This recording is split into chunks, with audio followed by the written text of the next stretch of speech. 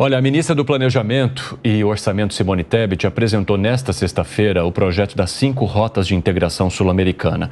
Tebet ainda garantiu que o governo cumprirá as metas de equilíbrio fiscal até 2025. Reportagem do Anthony Wells.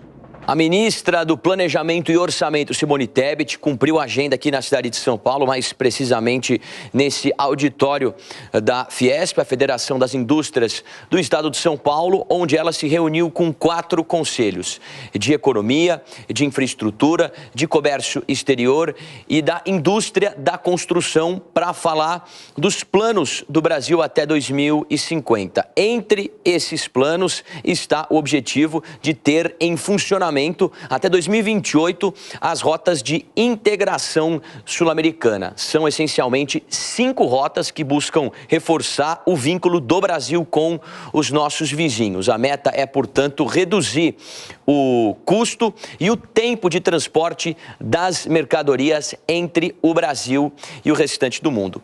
Depois da reunião, a ministra conversou com nós jornalistas e explicou que um dos objetivos é entregar até a COP30, portanto, até novembro do ano que vem, uma dessas rotas, a Rota 2 Amazônica, que vai de Manaus até 3 países sul-americanos, o Peru, o Equador e a Colômbia. Vamos, portanto, ouvir um trechinho da fala da ministra Simone Tebet. Da mesma forma como eu tenho, expectativa de que a médio prazo, não digo em 27, mas a partir de 2030, a reforma tributária vai fazer o PIB do Brasil crescer sozinho, só com a reforma, pelo menos 1% a mais.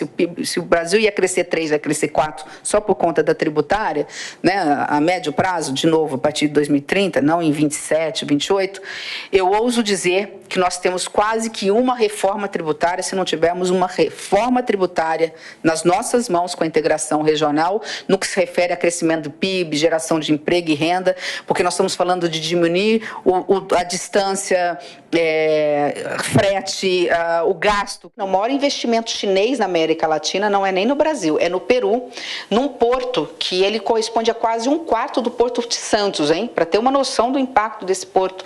E ele fica pronto em novembro desse ano. O presidente da China, Xi Jinping, vai inaugurar, até onde nós estamos sabendo, em novembro, antes de vir para o G20 aqui no Brasil. Inaugurado esse porto, o Peru e os países mais ao sul, ao norte da América do Sul, especialmente Colômbia, o Peru, o próprio Equador, né? Eles acabam, e os investidores brasileiros acabam pressionando o Brasil nessa rota. De acordo com a ministra, o BNDES vai disponibilizar 10 bilhões de dólares em linhas de crédito para financiar essas rotas. Dessa quantia, são 3 bilhões de dólares para os estados e municípios no Brasil e 7 bilhões para os países estrangeiros.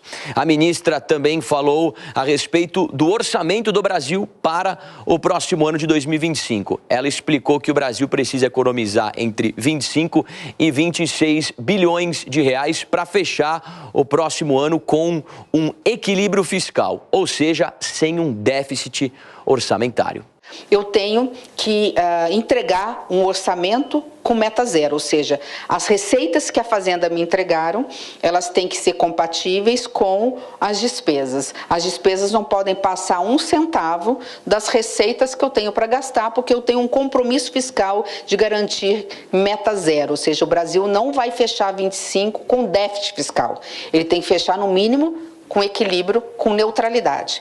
Então, diante disso, eu tenho, num primeiro momento, uma conta que eu tenho que criar uma economia, cortar gastos na ordem de 25 a 26 bilhões de reais. Para o orçamento de 25, aquelas medidas que nós temos, que foram apresentadas para o presidente, são suficientes para a gente alcançar o objetivo principal de meta zero, ou seja, de equilíbrio fiscal o ano que vem.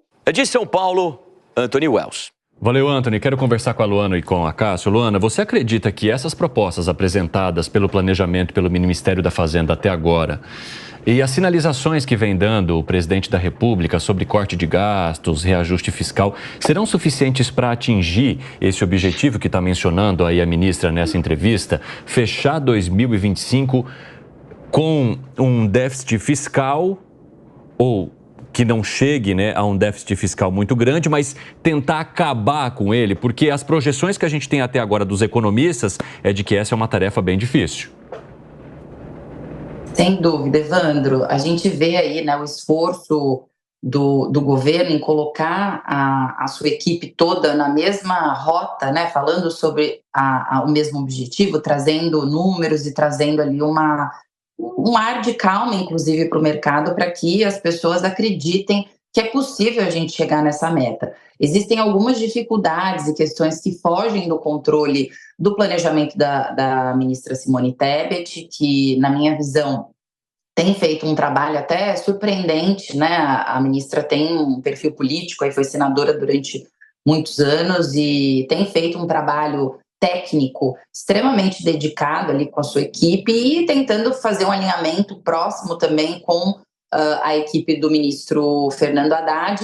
E ideias como essa, né, que ela traz em relação a essa integração Sul-América do Brasil, sem dúvida são ideias que podem contribuir para esses números, porém a gente sabe como funcionam as coisas no Brasil, né, Evandro? Tudo se demora muito, a gente tem aí uma burocracia e uma letargia natural do Estado de entregar grandes obras, e também alerto aqui, né, para um ponto que eu não vi ainda nas discussões em relação a esse projeto específico, que ela apresenta também como uma proposta que ajuda no orçamento público, ajuda a melhorar PIB, ajuda a trazer desenvolvimento econômico, que é o perigo de se aumentar a infraestrutura do crime também quando você cria medidas como essas de integração. Tem um tema para a gente discutir adicionalmente aqui a essa pauta, mas em relação à meta fiscal, que foi a sua questão, eu acredito que o governo sim vai encontrar muitas dificuldades, principalmente ainda na pauta da regulamentação da reforma tributária, que a gente deve falar um pouco mais, na questão da receita, que isso foge muito do controle, e principalmente aí nas mudanças do Banco Central, que também precisam ser tomadas para trazer um pouco mais de segurança para os investidores que estão olhando para o Brasil e olhando todas essas metas como um sinal positivo de que pode ser um cenário, sim, de melhora. Ó, Cássio, e sobre essa integração, né, que nós já mencionamos aqui um pouco e que a Luana também acabou trazendo no comentário dela, você acredita que realmente isso possa fazer diferença no PIB, como menciona a ministra Simone Tebet? E os riscos foram apresentados aí pela Luana, né? A questão que envolve burocracia, a questão de você oferecer também uma estrutura maior para que o crime também atue nesses espaços financiados e espaços financiados com o dinheiro público. Como é que você avalia os riscos versus o que isso pode entregar em termos de crescimento de PIB, como estima a ministra? É natural, Evandro, e o Brasil é o maior país da América do Sul, então é natural que nós fomentemos essa maior integração com os nossos vizinhos e, obviamente, para além dos limites da América do Sul, especialmente com a União Europeia. O Brasil é um país exportador de commodities, o Brasil é um país exportador de diversos insumos. Então, nós temos que fomentar isso e, historicamente, a nossa balança internacional é positiva. A questão da criminalidade e outras questões que vêm indiretamente dessa integração internacional, elas precisam ser combatidas, obviamente, mas elas não podem ser um entrave para essa integração. Até porque, eu disse e vale repetir, no final das contas, a nossa balança é positiva.